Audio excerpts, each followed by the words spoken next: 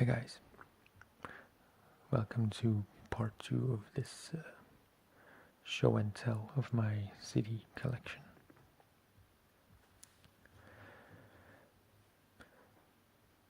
Let's start with this one. It's actually 5 CDs in one box. It has free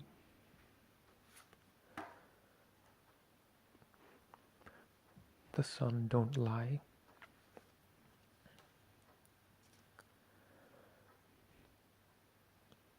I assume that's M Square,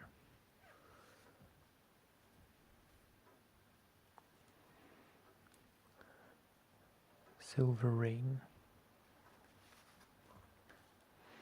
and Tales.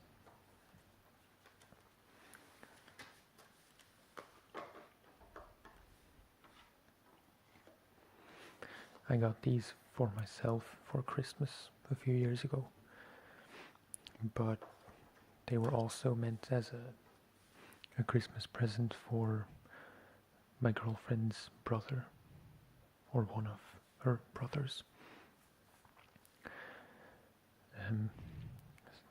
because he plays bass too, like me. So I thought he might like that. So I put them all on a USB stick, along with some other music I had that I thought he might like.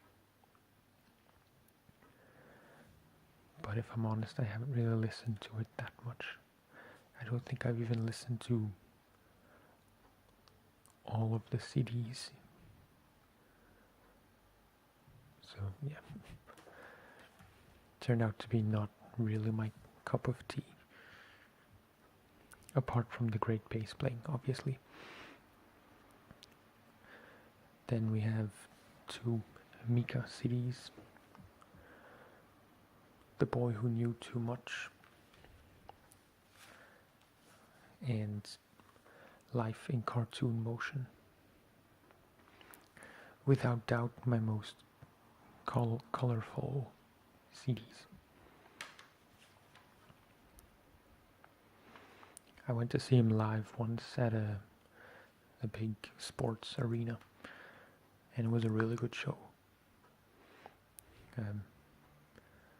If only because of the huge inflatable balls and the tons of confetti that were used in the show. Okay, then we have Mark Lanigan Band, Blues Funeral.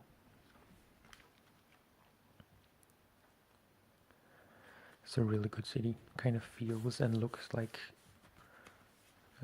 wallpaper. I got this from my sister's partner, along with, I think, Every Kingdom by Ben Howard. I think I mentioned this in the first part, but he drew me twice for Secret Santa, 2 years in a row. And both times he gave me a CD I wanted, plus an extra CD of a band he thought I might like. And this was one of them. And he was absolutely right, because I really like this album a lot. It's good for those the gloomier days.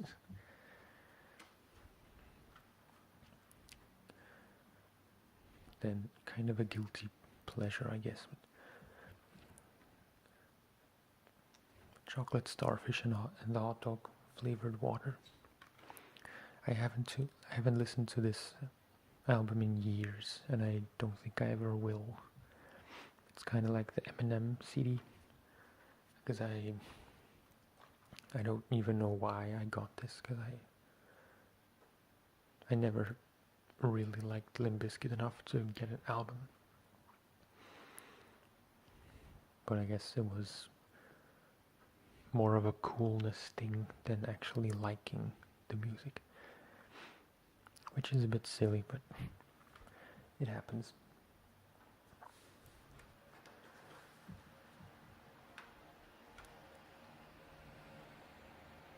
Cars. Next are two Lamb of God CDs.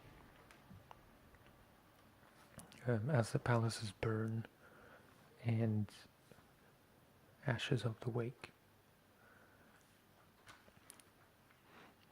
I got both of these for my birthday, for my 19th birthday, I think, from two friends from high school.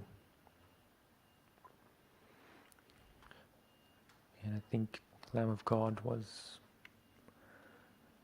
maybe one of the first, if not the first, really heavy band that I liked when I was 16 or 17.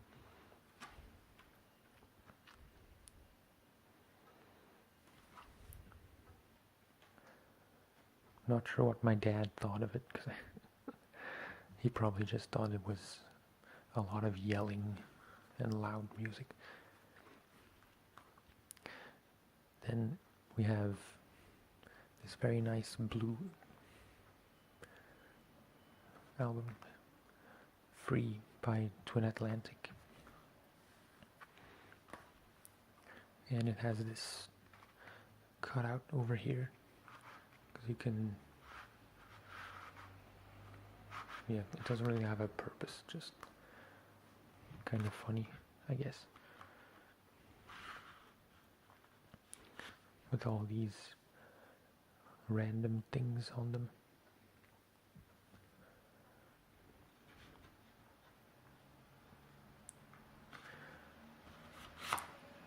I saw them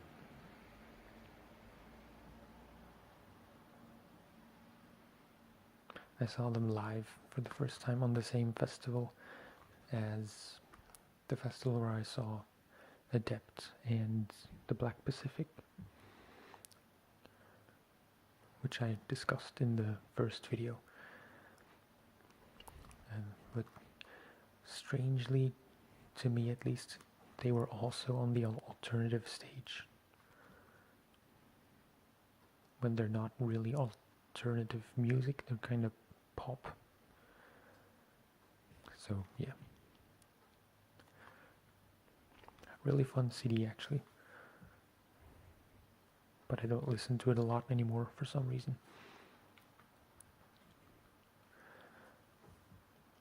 This is All I Was by Tremonti. Mark Tremonti is the guitarist of Creed and Alter Bridge, but he's had his own solo project now for a few years. I don't know exactly how long. The CD is from 2012, and I don't think it's the first one, so they've been around for a while. Really cool CD. Great solos and just great riffs and great songs in general.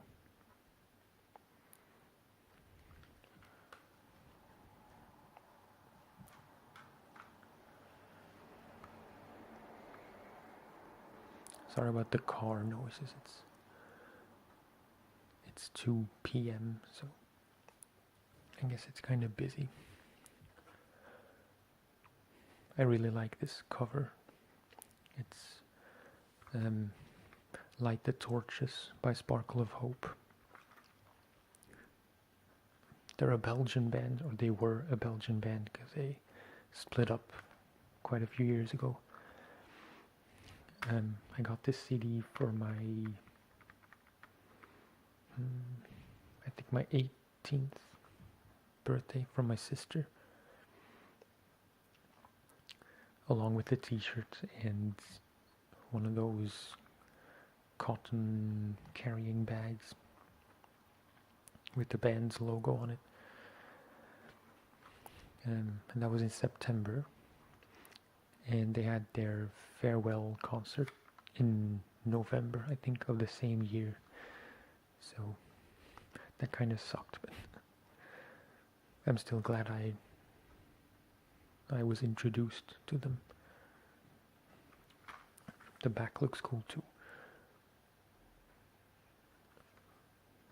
I like this kind of art style, but I don't know what it's called.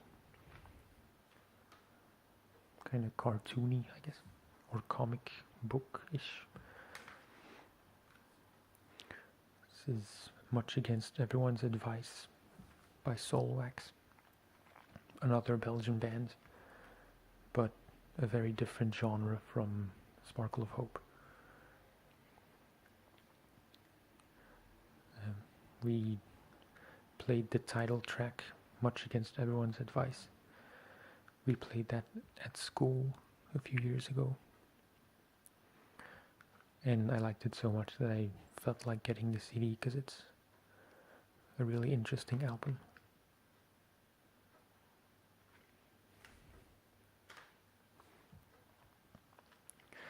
Next is Shipwreck in the Sand by Silverstein. I was really into Silverstein when I was, again, 16, 17.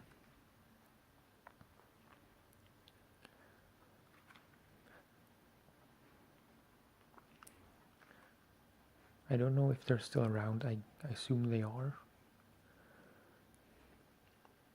Yeah, the album is from 2009, so that was a bit later than the period when I was really into them.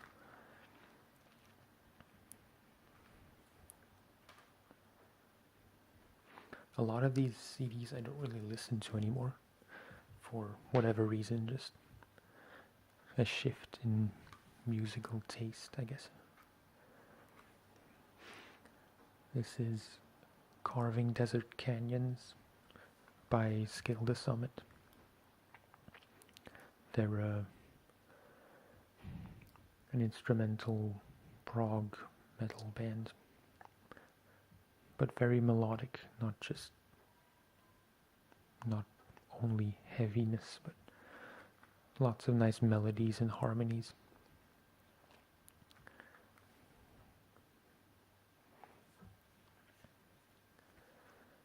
Then we have two albums by the Sore Losers. Again, I assume this is called the Sore Losers because there's no album title anywhere. And this is Roslyn.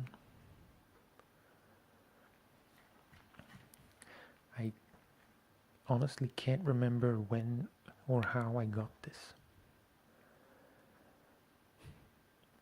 but I guess I just bought it for myself. I can't remember it being a present. This was a present for Christmas, again from my sister's partner. This was, I think I asked for I Forget Where We Were by Ben Howard, and he gave me this one along with that.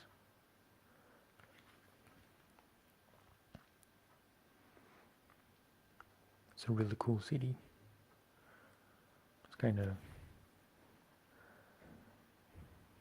It's rock in general, but I don't know what kind of sub-genre it would be, because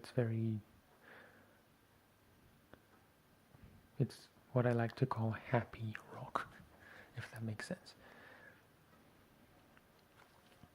Then we have Royal Blood, a really cool CD and really cool band. They're a two-piece band with just bass and drums, but the bass player uses a guitar amp and a bass amp, and he uses all kinds of pedals to make his bass sound like a guitar, which is really interesting. Then we have a few Rise Against CDs. Appeal to Reason and Endgame.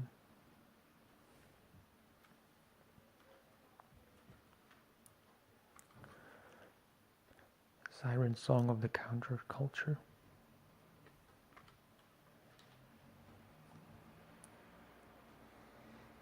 Car Noise. And The Sufferer and the Witness.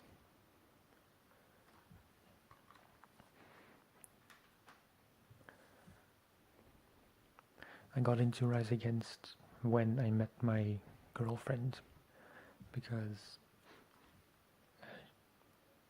she was into Rise Against very heavily at the time.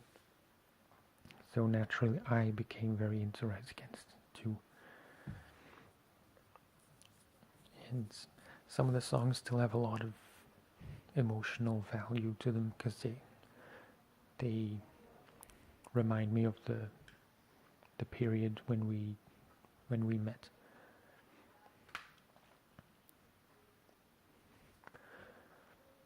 Ramones Anthology.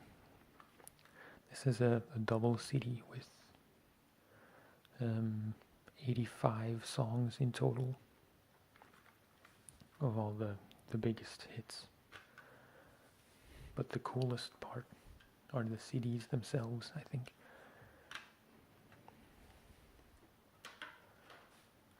Because this one is black with pink.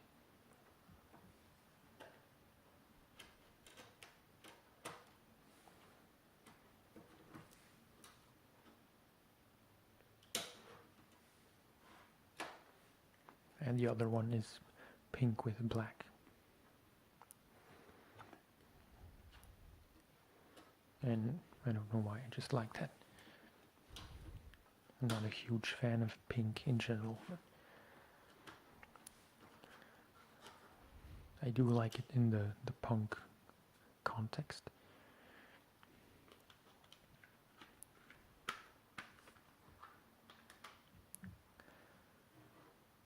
And then lastly are my 4, well actually 3.5 Nirvana albums. This is Unplugged in New York, but it's a copy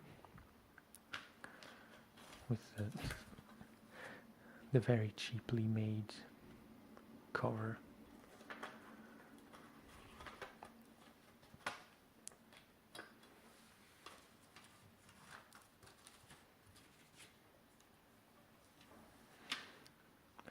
I assume my dad made this copy because I wanted the CD for myself, but I couldn't have his because I might scratch it up.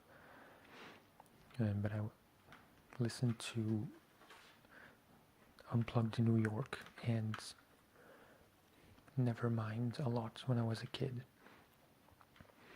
When I was playing with my Legos. Which is kind of strange because I don't see my dad as a big fan of Nirvana, but he still had some of the albums. This isn't a copy, by the way, this is an actual one I bought myself.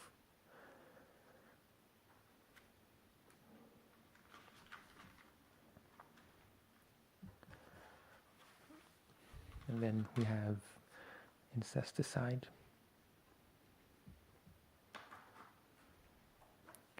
With the creepy looking rubber duck on the back.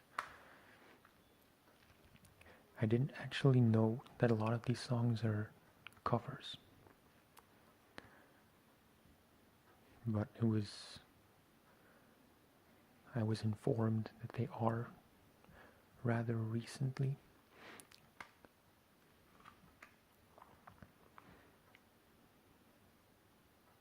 It's not my favorite Nirvana album, but it has some nice tunes.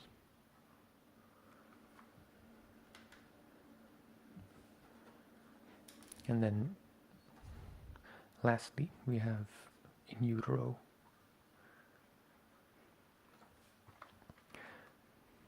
I used to listen to this a lot when I was 12 or so. and my mom walked in one time when I was playbacking along to this CD and air guitaring along. But she was very understanding of it.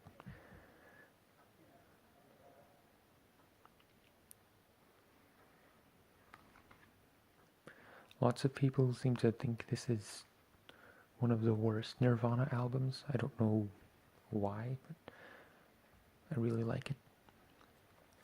I still think Nevermind is my favorite because I have so many memories of it from my childhood. But this is a good one too. Alright, those are all my CDs.